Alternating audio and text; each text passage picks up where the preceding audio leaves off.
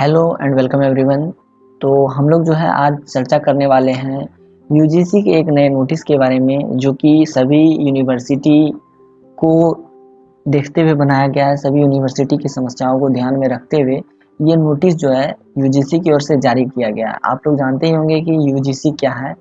हम लोग कह सकते हैं कि यूजीसी जो है पूरे भारत में जितने भी विश्वविद्यालय हैं, जितनी भी यूनिवर्सिटीज़ हैं, उनको अनुदान देने का काम ये करती है, और इसलिए इसे यूनिवर्सिटी ग्रांट कमीशन के नाम से भी जानते हैं। और हम लोग ये भी कह सकते हैं कि इसे हम लोग पूरे भारत में मौजूद जितनी भी यूनिवर्सिटी है उसके हेड के तौर पर हम इसे मान सकते हैं। ठीक है, क्या नोटिस, क्या गाइडलाइंस उन्होंने जारी किए हैं, हम लोग अभी उसको देखेंगे। ठीक है, तो अभी हम लोग सीधे सीधे चलते हैं यूनिवर्सिटी ग्रांट कमीशन के वेबसाइट पर। तो जैसा आप लोगों को दिख रहा है, अभी मैं मौजूद हूँ यूजीसी के वेबसाइट पर।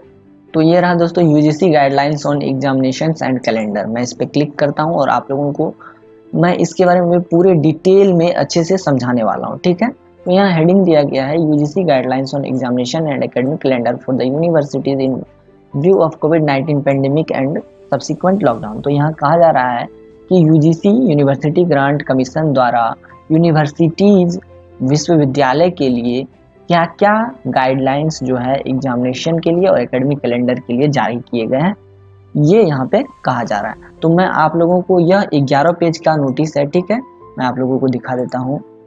देखिए, ये 12 पेज का नोटिस है, सॉरी।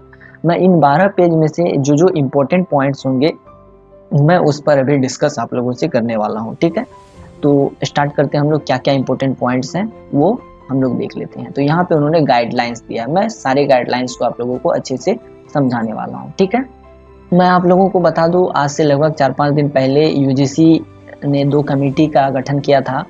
एक कमेटी का काम था एग्जामिनेशन कैलेंडर बनाना, और एक का काम था कैसे नए एकेडमिक सेशन की शुरुआत हो, इस पर अपने राय, अपने जो है रिपोर्ट को देना। ठीक है, तो उस रिपोर्ट के तहत 2 चीज़ें सुझाई गई थी, दिखाई गई थी। तो वो 2 चीज़ें थी कि एक जो कमेटी थी उन्होंने कहा था कि या तो ऑनलाइन एग्जामिनेशन लिए जाए तो बच्चों को इससे जो है कुछ फ़ायदा मिल सकता है, और दूसरे कमेटी ने यह बताया था कि आप हम लोगों के जो नए एकेडमिक सेशंस है उसकी शुरुआत सितंबर से करी जाए। ठीक है, तो उसी के हिसाब से कुछ गाइडलाइंस जो है यूजीसी ने तैयार किए, मैं उस पर आप लोगों को ले चलता हूँ और उसका डिस्कशन आप लोगों के साथ कर लेता हूँ।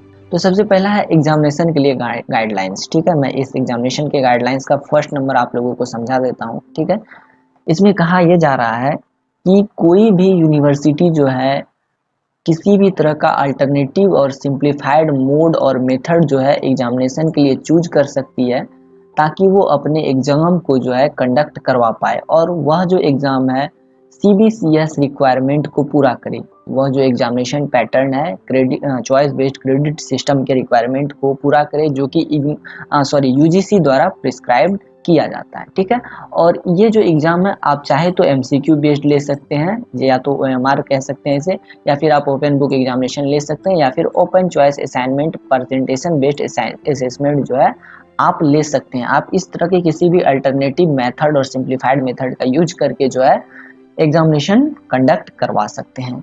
पहला गाइडलाइंस एग्जामिनेशन के लिए यूजीसी की ओर से ये आया है। ठीक है, अब मैं दूसरा गाइडलाइंस आप लोगों को बता देता हूँ।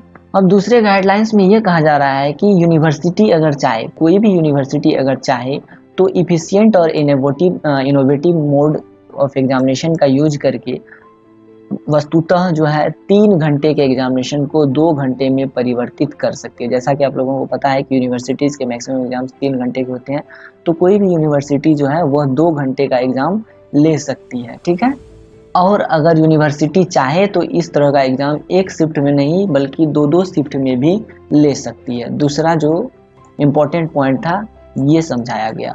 एवं तीसरा जो पॉइंट है वो क्या है, मैं आप लोगों को दिखाता हूँ। अब ये कहा जा रहा है, यूजीसी ये कह रहे हैं कि अगर कोई यूनिवर्सिटी चाहे तो अपना टर्मिनल या इंटरमीडिएट सेमेस्टर या ईयरली एग्जामिनेशन जो है या तो ऑफलाइन या तो ऑनलाइन दोनों ही मोड में ले सकती है, जैसा कि उसके यूनिवर्सिटी में रूल है।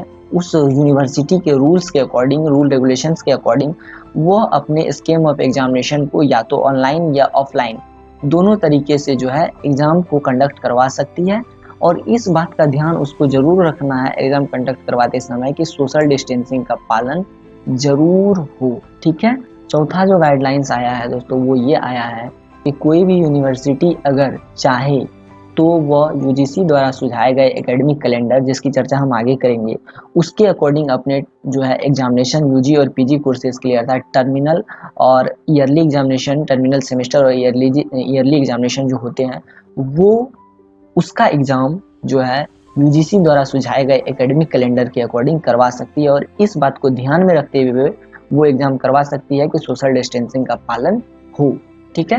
पांचवा जो गाइडलाइंस आया है वो ये आया है कि कोई स्टूडेंट जो कि इंटरमीडिएट सेमेस्टर का एग्जाम देगा या फिर ईयरली स्टूडेंट है और वो ईयर मतलब first year, second year, third year का एग्जाम देगा, तो उसकी सुविधा के लिए यूनिवर्सिटी एग्जाम अपने हिसाब से कंडक्ट करवा सकती है। वह जो यूनिवर्सिटी है वह ये चेक करे कि आखिर एग्जाम लेने की परिस्थिति में जो है हमारी यूनिवर्सिटी है या नहीं। इट मीन्स कि हमारी जो यूनिवर्सिटी है वो किस क्षेत्र में अवस्थित है, वहाँ कोविड-19 पेंडेमिक का सिचुएशन कैसा है, उस सिचुएशन के हिसाब से भी अपना एग्जाम जो है कोई यूनिवर्सिटी कंडक्ट कर सकती है। अर्थात उस पर किसी भी तरह की बंदिश नहीं है कि उसे इसी टाइम में जो है एग्जाम कंडक्ट करना ही होगा। वह स्टूडेंट की सुविधा को देखते हुए अपना एग्जाम जो है कंडक्ट कर सकती है। ठीक है। अब यहाँ ये कहा जा रहा है दोस्तों कि अगर यूनिवर्सिटी अवलोकन करती है कि उसके स्टूडेंट जो है एग्जाम देने की स्थिति में है या नहीं है, हो सकता है कि वह जो यूनिवर्सिटी है जिस क्षेत्र में है या फिर उसके जो स्टूडेंट है जिस क्षेत्र में, वहाँ कोविड-19 का पेंडेमिक सिचुएशन बहुत ख़राब है, कोविड-19 पेंडेमिक का सिचुएशन ख़राब है, तो यूनिवर्सिटी चाहे तो किसी स्टूडेंट का ग्रेडिंग जो है वह इंटरनल असेसमेंट, इंटरनल एवोल्यूशन के आधार पर या फिर कह लें कि असाइनमेंट के आधार पर 50 मार्क्स दे सकती है। 50% का मार्क्स जो है वह दे सकती है, और बाकी बचा हुआ 15% जो मार्क्स है वह उस स्टूडेंट के प्रीवियस सेमेस्टर के परफॉर्मेंस के आधार पर दे सकती है। इट मीन्स कि 50% मार्क्स जो है असाइनमेंट या फिर किसी भी तरह के इंटरनल असेसमेंट के आधार पर दिया जाएगा, और जो 50% का मार्क्स है वह जो है स्टूडेंट के प्रीवियस ईयर के जो या फिर प्रीवियस सेमेस्टर में जो परफॉर्मेंस थे उसके आधार पर वह दे सकती है। ठीक है। और अगर उसका प्रीवियस ईयर का या फिर प्रीवियस सेमेस्टर का कोई भी परफॉर्मेंस मौजूद नहीं है तो उस स्टूडेंट का जो full 100 out of 100 10%, it means कि फुल 100 आउट ऑफ 100% जो है उसका मार्क्स जो है इंटरनल एवोल्यूशन के आधार पर ही दे दिया जाएगा। हम ये कह सकते हैं कि अगर किसी स्टूडेंट का प्रीवियस बैकग्राउंड में प्रीवियस ईयर या फिर प्रीवियस सेमेस्टर का कोई भी परफॉर्मेंस अवेलेबल नहीं है तो उसका हॉल मार्क्स जो है पूरा का पूरा 100 मार्क्स जो है 100% मार्क्स जो है वो इंटरनल असेसमेंट या फिर इंटरनल एवोल्यूशन के आधार पर ही उसको पूरे 100 मार्क्स दे दिए जाएंगे। अब यहाँ कहा जा रहा है कि अगर कोई स्टूडेंट यह जो एवरेज ग्रेडिंग किया जाएगा 100%, अगर बैकग्राउंड में कोई भी किसी भी तरह का प्रीवियस सेमेस्टर का परफॉर्मेंस अवेलेबल नहीं है, या फिर अगर आप 50% इंटरनल असेसमेंट के आधार पर या और 50% मार्क्स जो है आप प्रीवियस ईयर और प्रीवियस सेमेस्टर के परफॉर्मेंस के आधार पर जो मिलता है उससे संतुष्ट नहीं होते हैं, इट मीन्स कि अगर आपको अपने एग्जाम ग्रेड्स या फिर नंबर से संतुष्टि नहीं है तो वह छात्र या छात्रा अगले सेमेस्टर में होने वाले एग्जाम में अपीयर हो सकते हैं, अगले सेमेस्टर में होने वाले स्पेशल एग्जाम में अपीयर हो करके अपने मार्क्स को इम्प्रूव कर सकते हैं। ठीक है। और यह जो प्रोविजन है ग्रेडिंग का, एवरेज मार्किंग का, यह सिर्फ और सिर्फ 2019-20 एकेडमिक सेशंस वाले स्टूडेंट के लिए ही होगा। ठीक है। अब 6 नंबर गाइडलाइंस के फर्स्ट नंबर में ये कहा जा रहा है कि अगर कोई स्टूडेंट इंटरनल असेसमेंट और इंटरनल जो परफॉर्मेंस है प्रीवियस ईयर का और फिर प्रीवियस सेमेस्टर का उसके आधार पर भी कोई स्टूडेंट अगर फेल हो जाता है, ठीक है, तो उसे जो है करंट एकेडमिक ईयर से नेक्स्ट ईयर के लिए प्रमोट कर दिया जाएगा। फिर चाहे वो कोई भी स्टूडेंट हो, हर स्टूडेंट को नेक्स्ट ईयर में प्रमोट किया जाएगा। ठीक है। अगर ऐसा होता है कि कोई स्टूडेंट जो है उस सब्जेक्ट का एग्जाम क्लियर करना चाहते हैं, ठीक है, तो वह जो है नेक्स्ट समय जो एग्जाम होगा उसमें अपीयर होके अपने उस सब्जेक्ट को क्लियर कर सकते हैं। ठीक है। इसमें ऐसा कहा जा रहा है कि अगर कोई स्टूडेंट इंटरनल असेसमेंट और इंटरनल परफॉर्मेंस के आधार पर भी पास नहीं होता है तो उसे जबरदस्ती उसको नेक्स्ट ईयर में प्रमोट कर दिया जाएगा। और अगर वो चाहता है कि मैं अगले वर्ष नेक्स्ट एग्जाम में जिस सब्जेक्ट में भी उसको क्रॉस लगा है, जिस सब्जेक्ट में वो फेल्ड है, उस सब्जेक्ट का एग्जाम देना चाहता है तो वो उस सब्जेक्ट का एग्जाम दे करके अपने मार्क्स को इम्प्रूव कर सकता है। ठीक है, अब सेकंड नंबर लाइन को देखते हैं क्या कहा जा रहा है। अब ये कहा जा रहा है कि अगर कोई स्टूडेंट पास भी कर जाता है, ठीक है, ये जो इंटरनल असेसमेंट और इंटरनल परफॉर्मेंस के आधार पर कोई स्टूडेंट पास भी कर जाता है तो उसको अपने ग्रेड को इम्प्रूव करने के लिए एडिशनल अपॉर्चुनिटी अर्थात अलग से मौका दिया जाएगा कि वह जो है अपने करेंट सेमेस्टर के एग्ज़ाम के लिए, मतलब करेंट सेमेस्टर का जो कोर्स है जिसमें वो पास हो चुका है बिना एग्ज़ाम दिए ही इंटरनल परफॉर्मेंस के आधार पर, तो वो चाहे तो अपने मार्क्स को इम्प्रूव करने के लिए अगले साल होने वाले एग्जामिनेशन में या फिर सप्लीमेंट्री एग्जामिनेशन में बैठकर वो अपने मार्क्स को इम्प्रूव कर सकता है। ठीक है, सातवां नंबर जो गाइडलाइंस आया है यूनिवर्सिटी की ओर से वो ये आया है कि यह जो एग्जामिनेशन का पैटर्न अभी ऊपर सुझाया गया है, एग्जामिनेशन का जो रूल हमने आप लोगों को गाइडलाइंस जो दिया है, आपको यूनिवर्सिटी में मौजूद हर कोर्स के लिए इस तरह के एग्जामिनेशन पैटर्न को लागू करना होगा। इट मीन्स यूजीसी कह रही है कि आपके पास जितने भी कोर्सेज अवेलेबल हैं सभी कोर्सेज के लिए आपको इसी तरह के एग्जामिनेशन पैटर्न को अपनाना होगा। ठीक है, या फिर एग्जामिनेशन से रिलेटेड कोई भी एक्टिविटी है उसके लिए आपको इसी तरह का पैटर्न अपनाना होगा। ठीक है, अब आठवां नंबर पॉइंट ये कहा जा रहा है कि किसी भी स्टूडेंट को यूनिवर्सिटी द्वारा जो एग्जामिनेशन कंडक्ट किया जाएगा उसके लिए उस स्टूडेंट को एक सप्ताह पहले ही, कम से कम एक सप्ताह पहले ही इन्फॉर्म कर दिया जाएगा कि आपके एग्जामिनेशन जो है वो होने वाले हैं या एग्जामिनेशन संबंधित कोई भी एक्टिविटी आपकी एक सप्ताह या 1.5 सप्ताह के बाद होने वाली। इट मीन्स यहाँ ये कहा जा रहा है कि किसी भी स्टूडेंट को 1 या 1.5 सप्ताह पहले ही यूनिवर्सिटी की ओर से ये इंफॉर्मेशन दे दिया जाएगा कि उनके एग्जाम जो है अब होने वाले हैं। ठीक है, अब है 9वां नंबर जो यूजीसी गाइडलाइंस है वो ये है कि अगर स्टूडेंट जो है, चाहे फिर स्टूडेंट हो या रिसर्चर्स हो या स्कॉलर्स हो, वो मिनिमम परसेंटेज ऑफ अटेंडेंस के रिक्वायरमेंट को पूरा नहीं कर पाता। इट मीन्स कि अगर किसी यूनिवर्सिटी में ये रूल है कि उस हर स्टूडेंट या रिसर्चर को 70% अटेंडेंस देना होगा, तो अगर उसका मिनिमम रिक्वायरमेंट पूरा नहीं होता है अटेंडेंस का, इट मीन्स कि 70% पूरा नहीं होता है, तो लॉकडाउन का जो पीरियड है, जितने दिन का लॉकडाउन रहा है, उस पीरियड को स्टूडेंट के अटेंडेंस के रूप में मान लिया जाएगा कि उस पीरियड में जो है स्टूडेंट जो है अपना अटेंडेंस लगा रहा था। इट मीन्स कि स्टूडेंट जो है यूनिवर्सिटी में प्रेजेंट था। सीधा सीधा ये कहा जा रहा है कि लॉकडाउन में जितने भी दिन बच्चे एब्सेंट हुए उसको प्रेजेंट मानकर जो है यूनिवर्सिटी यह समझे कि उसका जो स्टूडेंट है वो मिनिमम परसेंटेज ऑफ अटेंडेंस को क्वालिफाई कर चुका है। ठीक है, अब 10वां नंबर गाइडलाइंस ये है कि द यूनिवर्सिटी में अडॉप्ट अप्रोप्रिएट स्ट्रेटजीज। मीन्स ये कहा जा रहा है कि अगर कोई भी यूनिवर्सिटी चाहे तो वो अपने मन चाहे हिसाब से, ठीक है, वो एक निश्चित स्ट्रेटजी को अपना के अपने यूजी और पीजी स्टूडेंट के प्रोजेक्ट और डिसर्टेशन या फिर असाइनमेंट जो है वो ले सकती है। ठीक है, यूनिवर्सिटी अगर चाहे तो असाइनमेंट रिव्यू बेस्ड या सेकेंडरी डेटा बेस्ड प्रोजेक्ट और सॉफ्टवेयर ड्राइवन प्रोजेक्ट ले सकती है। किसके बदले में? तो लेबोरेटरी बेस्ड जो एक्सपेरिमेंट होगा और फील्ड सर्वे बेस्ड असाइनमेंट होगा। तो इस तरह का जो है लेबोरेटरी बेस्ड असाइनमेंट मतलब कि जो प्रैक्टिकल होने वाला था और जो प्रोजेक्ट सर्वे जो होने वाले थे जो स्टूडेंट द्वारा किया जाता था, अगर यूनिवर्सिटी चाहे तो इसको हटा करके किसी भी तरह का असाइनमेंट रिव्यू बेस्ड या फिर सेकेंडरी डेटा बेस्ड प्रोजेक्ट जो है स्टूडेंट को दे सकती है कंप्लीट करने के लिए। या फिर अगर यूनिवर्सिटी चाहे तो अपने स्टूडेंट से प्रोजेक्ट, डिसर्टेशन और असाइनमेंट जो है वो ऑफलाइन के बदले किसी भी दूसरे रूल का इस्तेमाल करके यूनिवर्सिटी अपने बच्चों से असाइनमेंट जो है या फिर प्रोजेक्ट, डिसर्टेशन वो ले सकती है। ठीक है, 11वां नंबर जो रूल जारी किया गया है, जो गाइडलाइंस है यूजीसी की ओर से, वो ये है कि अगर कोई यूनिवर्सिटी चाहे, ठीक है, तो वह अपने प्रैक्टिकल एग्जामिनेशन और विवा वॉस का जो एग्जामिनेशन है, इट मीन्स की ऑरल एग्जामिनेशन है, वह जो है कोई यूनिवर्सिटी स्काइप के थ्रू या फिर अदर मीटिंग एप्स के थ्रू जो है प्रैक्टिकल और विवा वॉस का एग्जामिनेशन ले सकती है। ठीक है,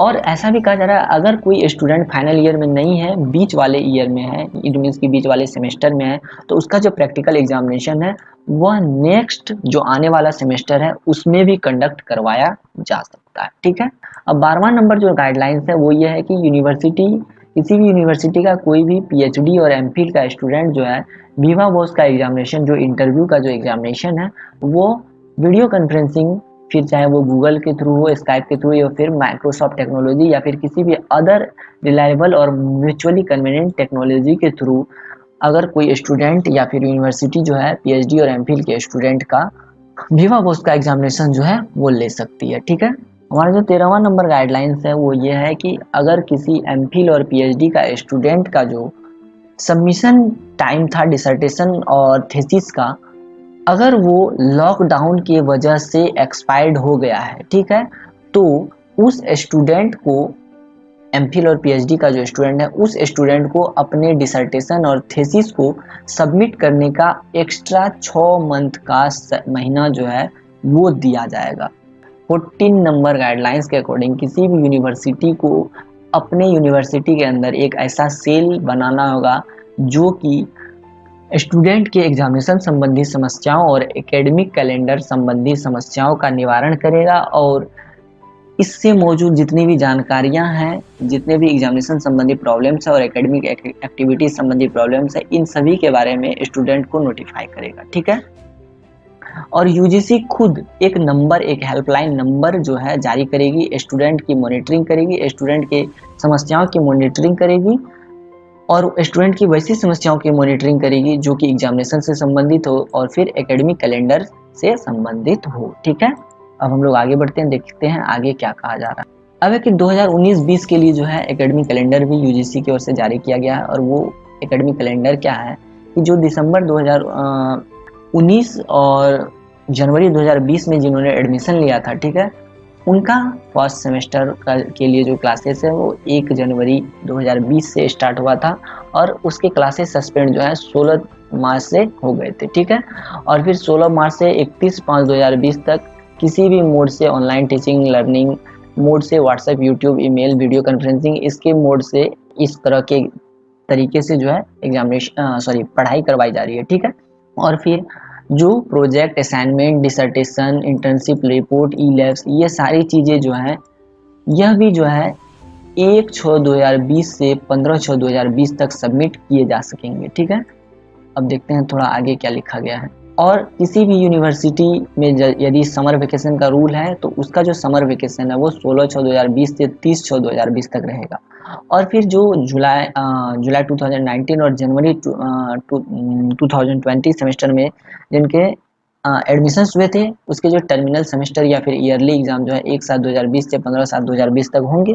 और फिर intermediate semester year, it means कि जो बीच वाले स्टूडेंट हैं जिनका फाइनल ईयर का एग्जाम नहीं है, उनके एग्जामिनेशन 16/7/2020 से लेकर के 31/7/2020 तक में होगा। ठीक है, और जो फाइनल ईयर वाले स्टूडेंट हैं उनका एग्जामिनेशन 1/7/2020 से लेकर के 15/7/2020 तक होगा। ठीक है, अब है evaluation and declaration of result. अब मान लिया जाए कि जिनके एग्जाम हो गए तो उनमें से जो फाइनल ईयर के स्टूडेंट होंगे उनके रिजल्ट का डिक्लेरेशन जो है 31/7/2020 तक कर दिया जाएगा और जो बीच वाले स्टूडेंट है जिनका फाइनल ईयर का एग्जाम नहीं है उनके रिजल्ट का डिक्लेरेशन जो है 14/8/2020 तक कर दिया जाएगा। अब जो एकेडमिक सेशन 2020-21 के लिए एकेडमिक कैलेंडर जारी किया गया है वो देख लेते हैं हम लोग। एडमिशन प्रोसेस जो है 1/8/2020 से स्टार्ट होकर 31/8/2020 तक चलेगा और जो कमेंसमेंट ऑफ क्लासेस है, इट मीन्स की जो स्टूडेंट ऑफ सेकेंड और थर्ड ईयर जो है जो नेक्स्ट क्लास में जाएंगे उनका जो क्लास स्टार्ट होगा वो होगा 1/8/2020 से स्टार्ट और जो फ्रेश बैच है जो नए नए स्टूडेंट एडमिशन लेंगे उनका क्लासेस स्टार्ट होगा 1/9/2020 से।